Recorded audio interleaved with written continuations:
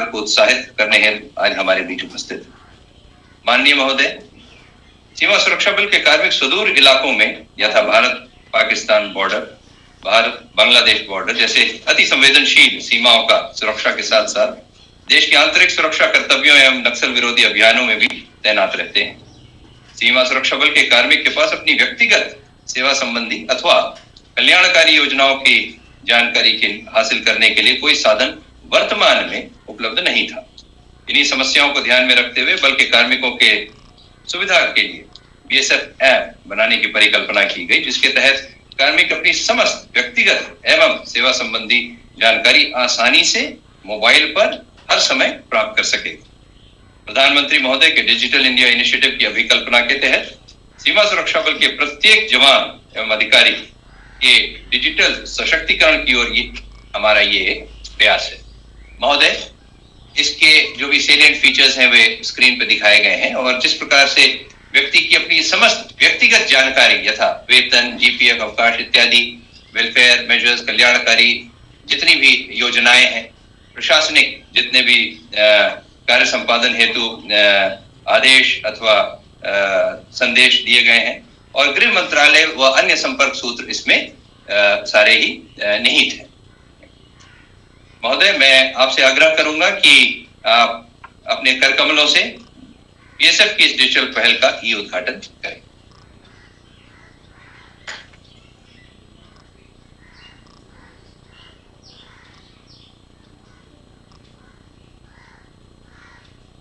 महोदय, इसमें किसी भी बीएसएफ के कर्मचारी की पर्सनल इंफॉर्मेशन व जनरल इंफॉर्मेशन भी उपलब्ध है, जिससे सामने जो स्क्रीन पे दिखाया जा रहा है ई आवास,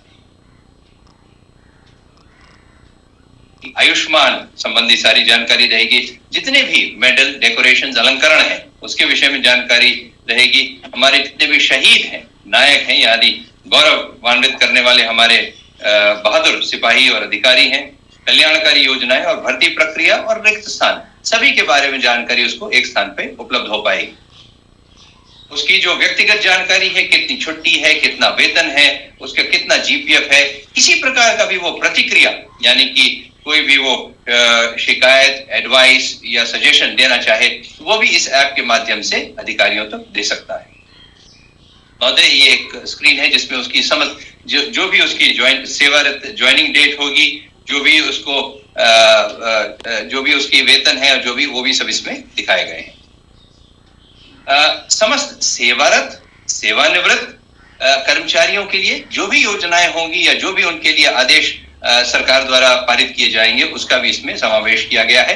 और इसी प्रकार हमारी बीएसएफ में जितनी भी वीरांगनाएं हैं, जिनके जो भी रिलेटिव्स शहीद हुए हैं और शहीदों के परिवारजन, उनके लिए भी सारी जानकारी रहेगी और उनका भी डेटाबेस इसमें उपलब्ध रहेगा। इसी प्रकार यदि दाहिने कॉलम में देखें तो किस प्रकार की छात्रवृत्ति उनकी अपने बच्चों के लिए सरकार के माध्यम से और विभाग के माध्यम से दी जा रही है उसका भी इसमें, यदि हमारे बच्चे के 12th में इतने नंबर हैं, यदि लॉ करना चाहता है वो इसमें क्लिक करेगा तो सारी उसके लिए जानकारी उपलब्ध हो पाएगी। जितने प्रकार के भी हमारे मेडल्स हैं, अलंकरण हैं, उसका भी इसमें समावेश किया गया है। फीडबैक का भी एक प्रोविजन रखा गया है। मैं अब आपसे आग्रह करूंगा महोदय कि इस इजी टू इंस्टॉल बीएसएफ जवान और समस्त बल के लिए डिजिटल तौर पे, ताकि वो पारंगत हो और तकनीक की दृष्टि से अनुभवी बने, यही हमारा इसमें उद्देश्य रहेगा। महोदय, मैं आपसे आग्रह करूंगा कि बीएसएफ के मैनुअल्स जो हमने एक रिवाइज की हैं और काफी समय से, लगभग 30 साल से भी उनका हमने अपडेट नहीं किया था, उनका ई उद्घाटन कर दे महोदय।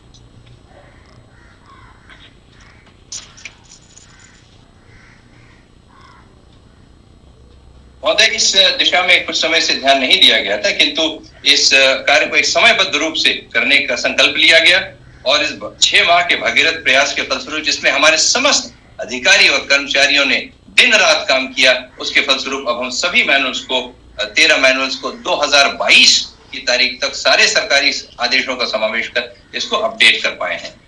महोदय, मैनुअल्स की संख्या तो इतनी है, हमने अपने प्रेस से इसको प्रिंट भी करवा लिया है और लगभग 30 साल बाद ये 5 मैनुअल जो कार्मिक सूचना, संसाधन, अभियांत्रिकी और प्रशिक्षण के हैं। इनको 30 साल बाद अपडेट किया गया है। इनका हिंदी में रूपांतरण इस समय वर्तमान में किया जा रहा है। और ये करीब 6 हैं जो संक्रिया, वायु विंग, सूचना प्रौद्योगिकी, कानून, प्रशासन और चिकित्सा के हैं। ये करीब 15 साल बाद इनका भी नवीनीकरण किया गया है।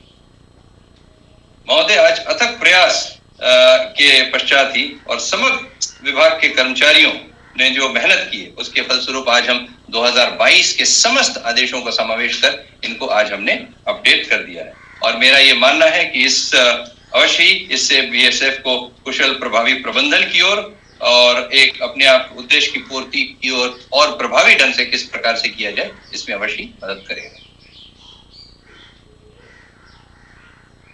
कुछ पेज जो इसमें दिखाने के हैं।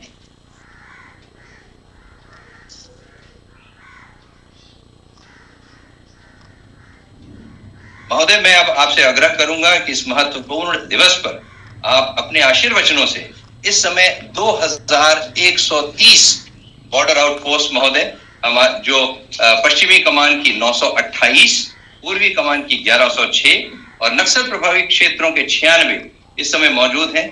और सीमा सुरक्षा बल के हमारे समस्त ही बहादुर जवान और अधिकारी आप अपनी ओजस्वी वाणी से उत्साहित व प्रेरित करें, जो वास्तव में इस समय उपग्रह के माध्यम से सुदूर प्रदेशों से आपके आशीर्वचन सुनने के लिए आतुर हैं। आज के कार्यक्रम में मेरे साथ उपस्थित मेरे साथी गृह राज्य मंत्री श्रीमान नित्यानंद राय जी, भारत सरकार के गृह सचिव श्री अजय कुमार भल्ला जी, बीएसएफ के महानिर्देशक श्री पंकज कुमार सिंह जी, बीएसएफ के सभी उपस्थित सीनियर ऑफिसर्स, संघ राज्यों से उपस्थित सभी मुख्य सचिव, अधिकारीगण और देश भर की पश्चिम कमांड, पूर्वी कमांड और नक्सल प्रभावित क्षेत्रों में लगभग 2130 बीओपी पर उपस्थित बीएसएफ के सभी वीर जवान, आज एक प्रकार से दो नई पहल श्री पंकज जी ने जाते जाते ये काम समाप्त किया है। मैं पंकज कुमार सिंह जी के लिए इतना जरूर कहना चाहूंगा कि जब रिटायरमेंट नजदीक आता है तो काफी सारे लोग अपने पेंशन के कागज समेटने में, अपनी सारी चीजें समेटने में, बाद में क्या करना है इसकी व्यवस्था करने में पड़ते हैं। मैंने वैसे ही पंकज कुमार जी को टाइम दिया था 4-1 दिन पहले। मैंने बोला बाकी के दिन में क्या करना है, तो उन्होंने मुझे 2 काम पकड़ा दिए कि जाने से पहले 31 तारीख के पहले ये 2 काम करने जैसे, रविवार की छुट्टी है, अगर आप समय दे सकते तो अच्छा है। और मुझे बहुत आनंद हुआ कि एक ऑफिसर अपनी निवृत्ति के अगले दिन भी काम को परिपूर्ण करने की निष्ठा से प्रयास करता है। इससे अच्छा उदाहरण कोई और हो नहीं सकता। उपस्थित सभी जवानों को मैं कहना चाहता हूं, और ऐसी आप लोग सुन रहे हैं इसलिए नहीं, मैंने आपकी अनुपस्थिति में भी कई बार कई मीडिया कर्मियों से भी कहा है, मेरे साथियों से भी कहा है, संसद सदस्यों से भी कहा है कि देश की सबसे कठिन सीमा बीएसएफ इसकी निगरानी करती है। अटल जी ने वन बॉर्डर वन फोर्स का जो नियम बनाया, उसके बाद पाकिस्तान और बांग्लादेश दोनों से सटी हुई हमारी सीमाओं की जिम्मेदारी बीएसएफ के जिम्मे आई है। और हम सब जानते हैं सबसे कठिन सीमा सुरक्षा का काम ये 2 बॉर्डर पर है। मगर देश का गृह मंत्री चैन की नींद इसलिए सो सकता है कि दोनों सीमाएं बीएसएफ को सुपुर्द की है, और आप सभी लोग बहुत अच्छे तरीके से वीरता के साथ, मुस्तैदी के साथ, सजगता के साथ और सातत्यपूर्ण प्रयासों के साथ इस सीमाओं की सुरक्षा कर रहे हैं।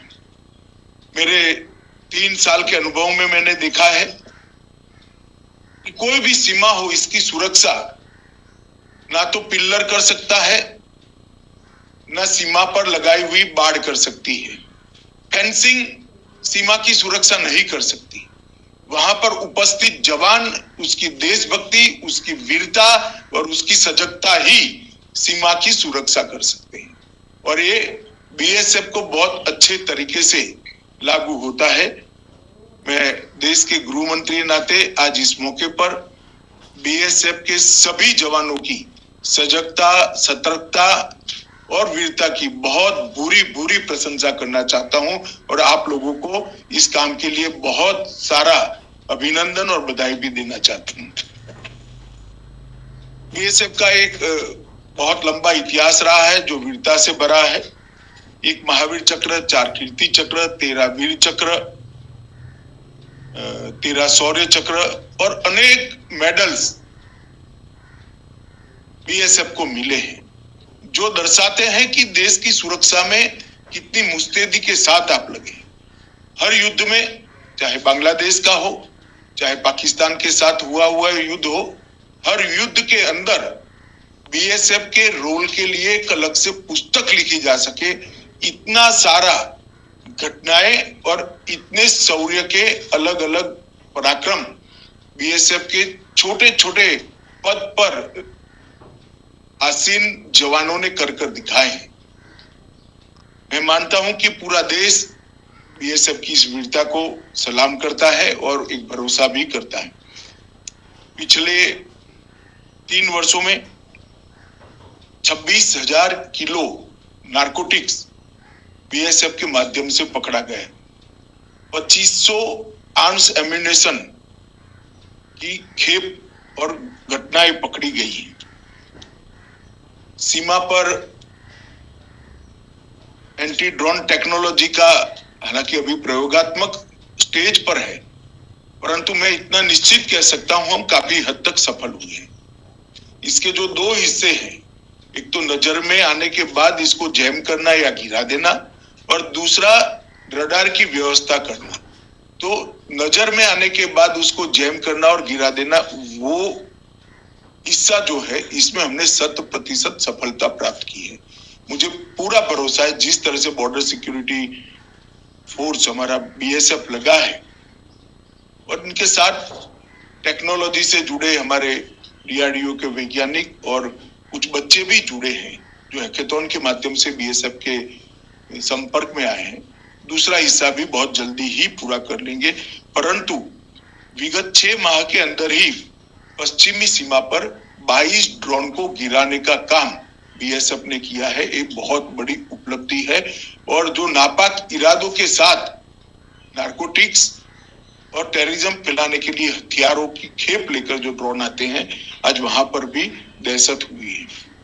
बीएसएफ की ड्रोन यूएवी के लिए साइबर फोरेंसिक लैब नोएडा में बनाया गया, जिससे जो ड्रोन पकड़े जाते हैं वो ड्रोन के रूट के माध्यम से यहाँ के लिंकेजेस और बॉर्डर के उस पार के स्थान दोनों की बहुत अच्छे तरीके से मैपिंग भी हुई है, पहचान भी हुई है। इसके आधार पर ड्रोन विरोधी निगरानी को हमने चुस्त दुरुस्त बनाया है। मैं मानता हूं बीएसएफ ड्रोन यूएवी का जो साइबर फोरेंसिक का लैब का जो इनिशिएटिव डीजीबीएसएफ ने लिया है, वो देश की बहुत बड़ी सेवा करेगा।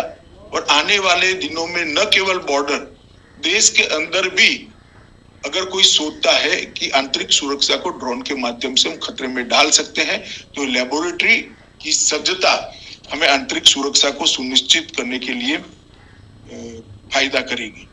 एक बहुत बड़ा काम हुआ है कि कुछ कठिन भौगोलिक परिस्थिति के कारण सीमा पर फेंसिंग नहीं हो पाती है।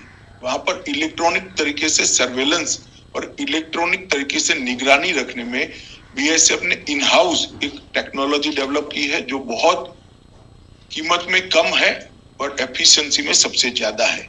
और इसका अब पहले फील्ड ट्रायल होने के बाद मास लेवल पर भी हम इसको इम्प्लीमेंट करने में 3 साल के अंदर सफल हुए हैं। मुश्किल स्थानों पर जो फेंसिंग शुरू होने के बाद अब तक जहां 140 किलोमीटर बॉर्डर ऐसी थी, अभी भी 50-60 किलोमीटर बच गई है, परंतु 140 किलोमीटर बॉर्डर ऐसी थी जहां फेंसिंग नहीं हो पाई थी।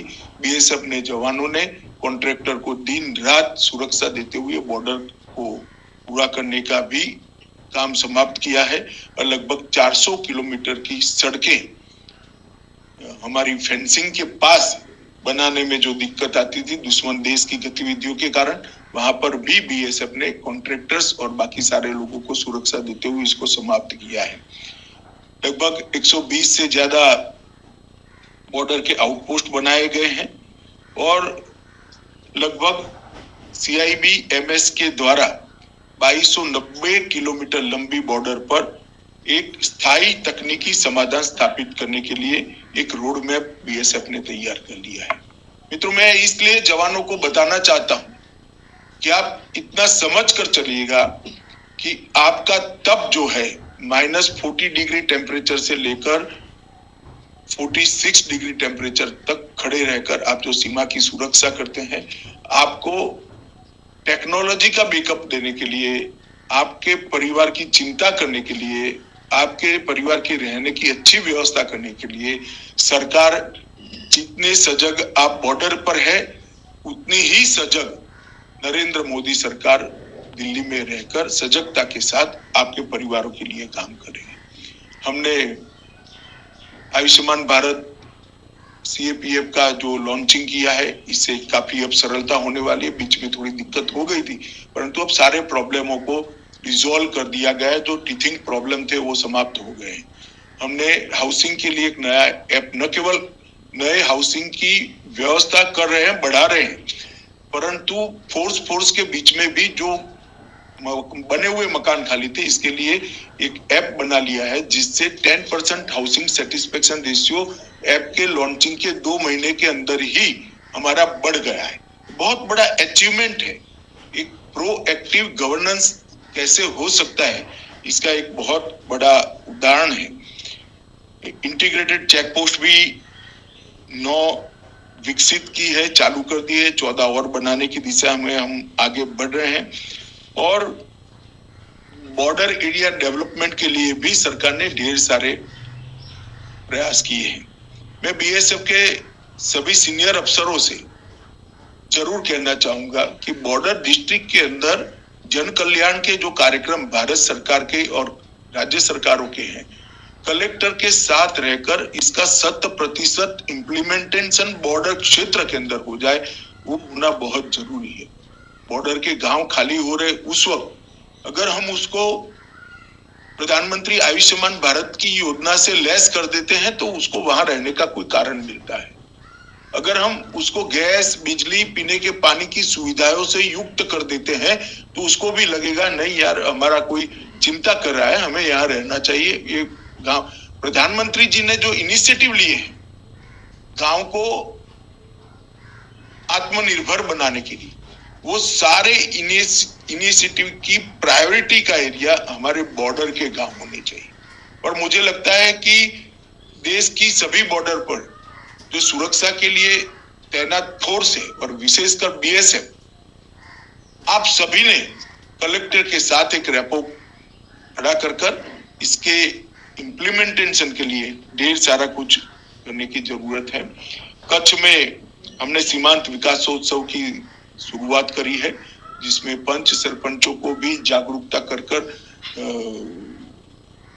बॉर्डर की सुरक्षा करने वाले गार्डिंग फोर्स के साथ रैपो बनाना, सूचनाओं का आदान प्रदान करना और बाकी सारी बीएसएफ की और जो भी फोर्स हो उसकी सुविधाओं को ढंग से करने के लिए प्रयास किया जाएगा। और आने वाले 1 साल के अंदर हर सीमांत क्षेत्र के अंदर मैं और मेरे 3 साथी, जो गृह राज्य मंत्री मेरे साथ 3 हैं, चारों मिलकर हम जाने वाले हैं।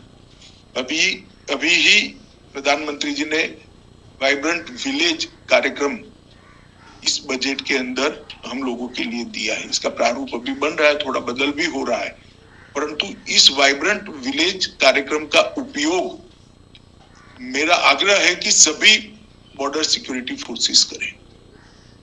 और गांव के अंदर टूरिज्म कैसे बढ़ाया जाए, गांव को कैसे आत्मनिर्भर बनाया जाए और गांव को संपूर्ण सुविधाओं से युक्त कैसे बनाया जाए, इस दिशा में हम सब ने निश्चित रूप से प्रयास करने चाहिए। बॉर्डर की सिक्योरिटी तभी हो सकती है जब बॉर्डर पर के गांव वाइब्रेंट होंगे, बॉर्डर पर के गांवों के अंदर हमारी आबादी होगी, देश के लिए चिंता करने वाली आबादी से युक्त गांव बनाएंगे, तभी बॉर्डर की सिक्योरिटी हो सकती है। फेंसिंग जरूरी है, आपका सीमा पर तैनाती भी जरूरी है, मगर स्थायी सिक्योरिटी का जहां तक सवाल है वो गांव के अंदर बसे हुए देशभक्त नागरिक ही दे सकते हैं।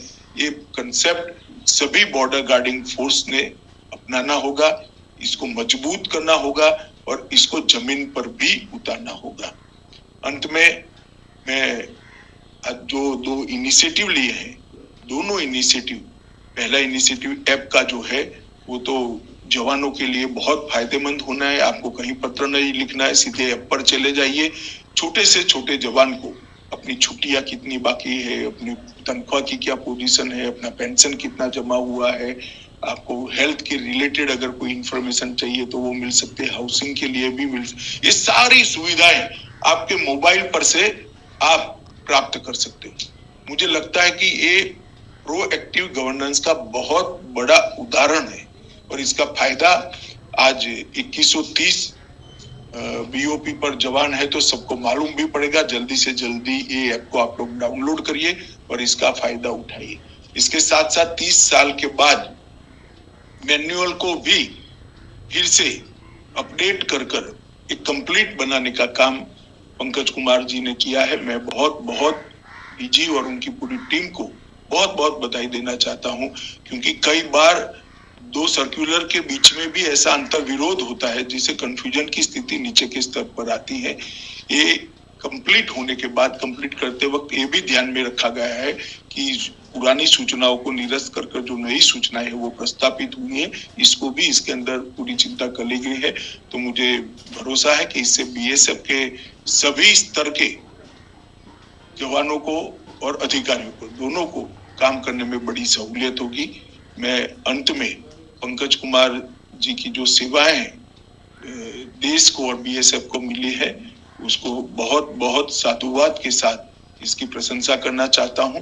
अपने बीएसएफ को बड़ा स्ट्रेंथ दिया है और बीएसएफ के जवानों ने अब तक, जब से स्थापना हुई तब से लेकर आज तक, जो वीरता, बहादुरी और बलिदान का एक परम उदाहरण देश के सामने रखा है, इसके लिए आप सभी अभिनंदन के अधिकारी है।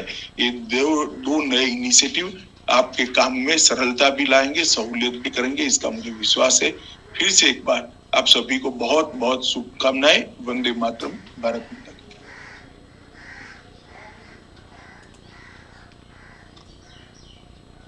आज के इस अवसर पर मैं महानिदेशक सीमा सुरक्षा बल महोदय से अनुरोध करूंगा कि वह एक स्मृति चिन्ह हमारे मुख्य अतिथि माननीय केंद्रीय गृह एवं सहकारिता मंत्री महोदय को देने का प्रयास करें।